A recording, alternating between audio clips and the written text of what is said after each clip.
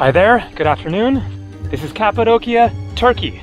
I've been here for the past 8 days. This is my last day here. I'm catching a flight this evening at 6:30. And so this is the Rose Valley. Very beautiful and quiet. I'm not sure exactly what I'm going to find here, but I have a rental car that I will return at the airport, which is parked just a kilometer back this way. There was a sign indicating a hiking trail and also a church. And as you can see, more of the carved out caves in the cliffs. So we'll see what we come across. This video is going to be a twofer in which you will both get to experience more of this absolutely fascinating part of the world as we walk through this lovely valley here. And also, we're going to discuss one of the most fascinating subjects in human history. Cross Church Cafe. Well, who knows if the cafe is still open, but sounds like I am in fact headed for the church.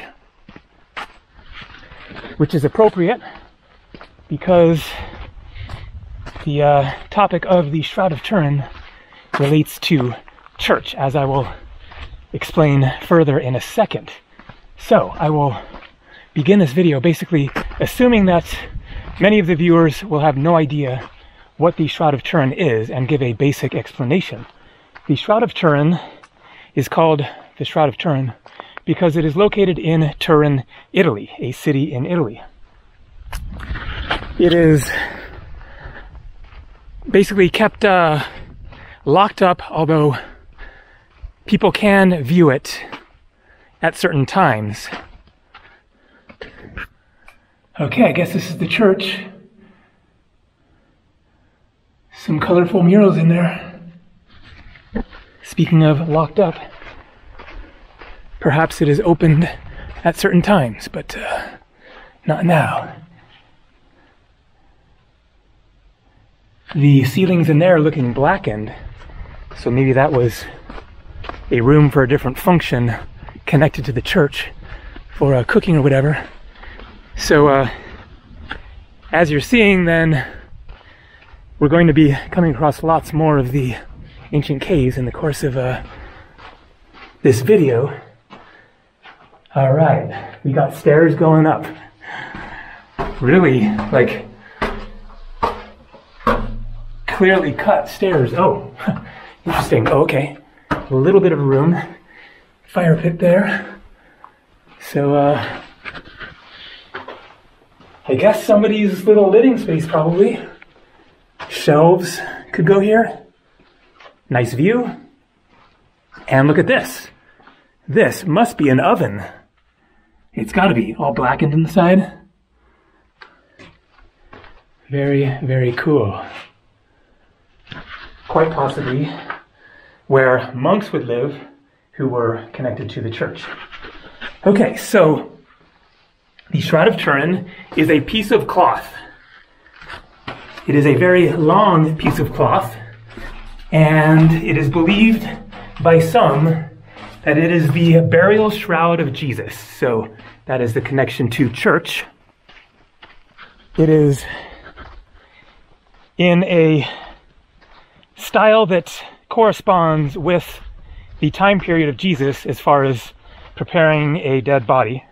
It goes lengthwise up and then back down, and so it is like twice as long as a human being. Now, the first time that the Shroud of Turin was mentioned in any kind of written history was, I believe, the 1300s. Now, I haven't checked my facts on this Maraba anytime recently, so I could get a couple of little details wrong, but that is the general idea, is that at some point in the Middle Ages, then the Shroud of Turin is written about, documented, and at that time it was believed to be the burial shroud or cloth that was used to cover up Jesus after his crucifixion. and when he was placed in the tomb. And so since it was first documented, it has changed locations multiple times. At one point it was damaged in a fire, eventually ended up in Turin, Italy, and has been there ever since. Now, those basic facts aren't much to go on and certainly offer no conclusive evidence that it was the burial shroud of Jesus or has any particular value or historical meaning. However, and this is where things get very, very interesting. With the invention of the camera, then a photographer in the 1800s decided to take some pictures of it.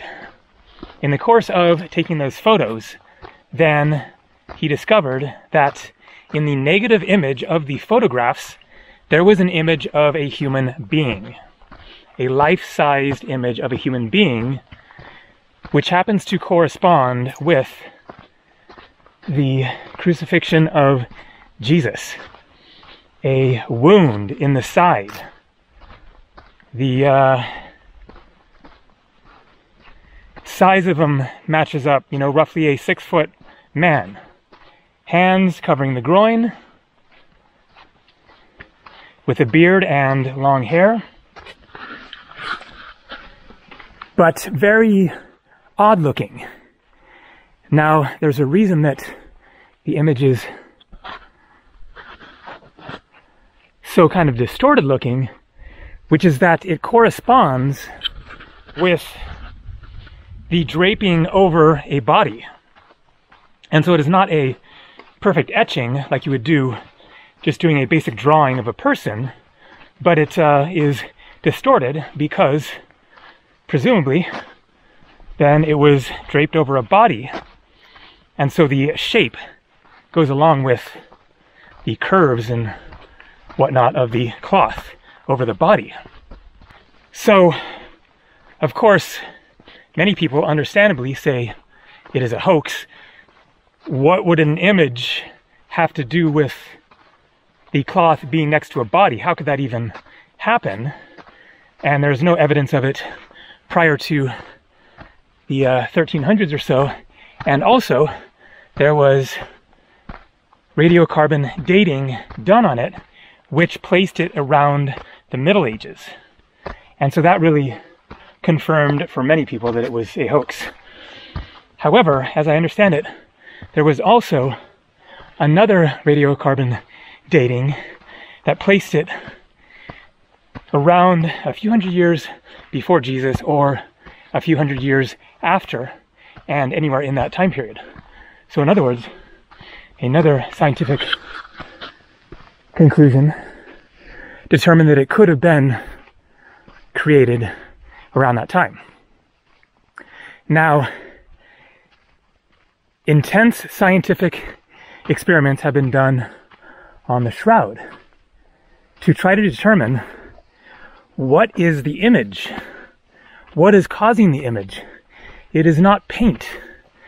It is not burned in. There is no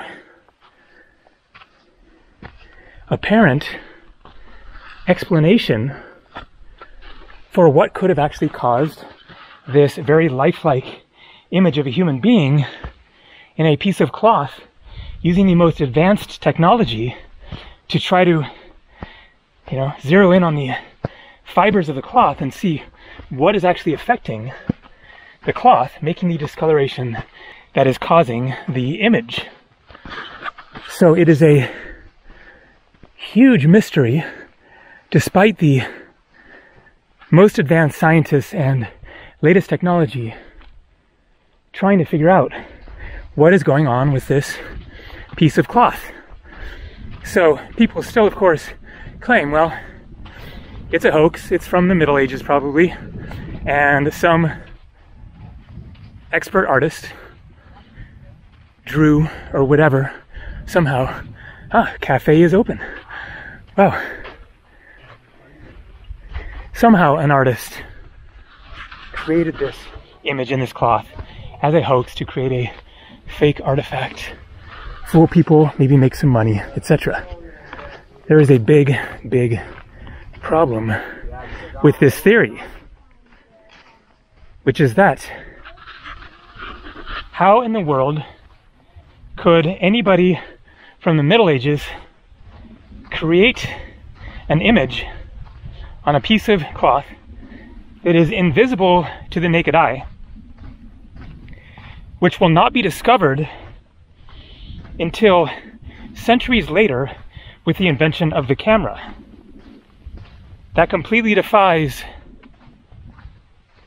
common sense, any kind of practical reasoning. If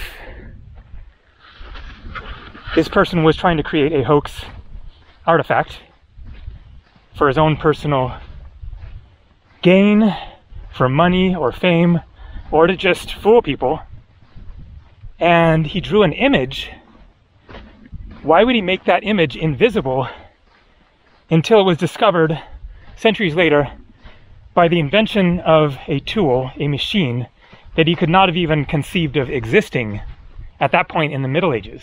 It just completely defies any kind of common sense that this could have been created by some Middle Age artist. And not only that, but that the means used to create the image could not be detected by the most advanced technology of the 21st century. And so process of elimination basically leads you to the conclusion that it must be genuine to some extent.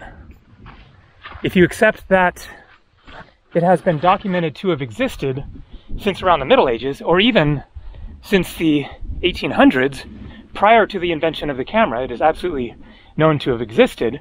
So it's known to have existed prior to the image being discovered in the shroud.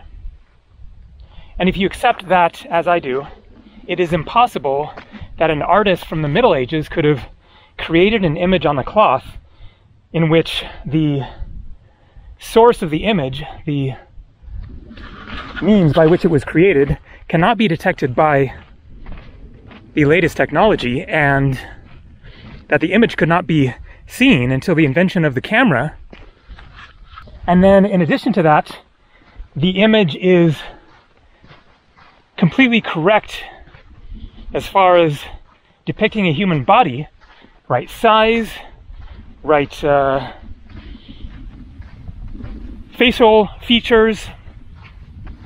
The face that is depicted in the shroud has been determined based on a computer model that factored in the draping of the cloth over a face and then determined what would that image look like in reality instead of the distorted image that you see there.